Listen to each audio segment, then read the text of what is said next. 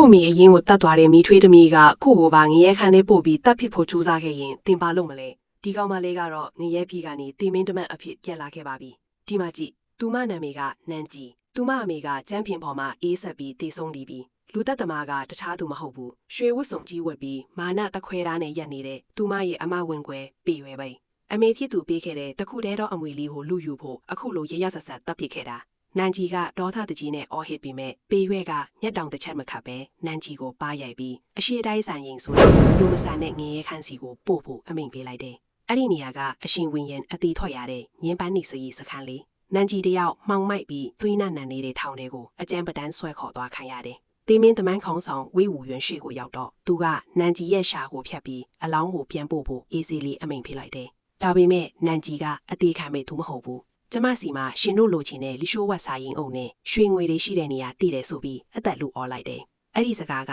ဝေးဝူရွံကိုစိတ်ဝင်စားသွားစေတယ်ငါးဓာကိုငါချင်ရင်မင်းကိုယ်တိုင်တရေတစီတကောင်ဖြစ်လာမှရမယ်တဲ့နန်းကြီးလည်းမိထွေးအိမ်ကိုညတွင်ချင်းပြန်ခိုးဝင်ပြီးရှိုးဝတ်စာရင်အုပ်ကိုယူလာနိုင်ခဲ့တယ်ဒီလိုနဲ့သူမဟာဝေးဝူရွံရဲ့ညာလက်ယုံကိုရန်တော်အဖြစ်အသွင်ပြောင်းသွားခဲ့ပြီလာအနေငယ်အကြားနန်းတော်ရဲ့ကြီးကျယ်ခန္ဓာဆောင်မျက်စာစားခွေးကြီးမှာအိရှိမင်းသားကလူသက်သမားပေရွဲကိုလက်ထပ်ခွင်တောင်းနေတဲ့အချိန်ဝေးဝူရွံကအရက်ခွက်ကိုလက်နဲ့ပုတ်ပြီးအချက်ပြလိုက်တာနဲ့ခဏနေပါအောင်ဆိုပြီးနန်းကြီးထွက်လာခဲ့ပြီလူသက်သမားအမဝင်ခွဲကိုဘလို့ကလဲစားချင်မလဲဆိုတာသိချင်ရင်အခုပဲ follow လုပ်ပြီးပါတူကိုစုံကြည့်လိုက်တော့နော်